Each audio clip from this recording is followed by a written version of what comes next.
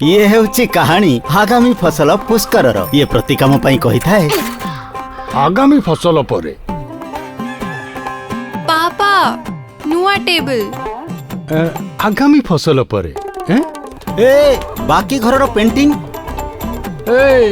आगामी फसल परे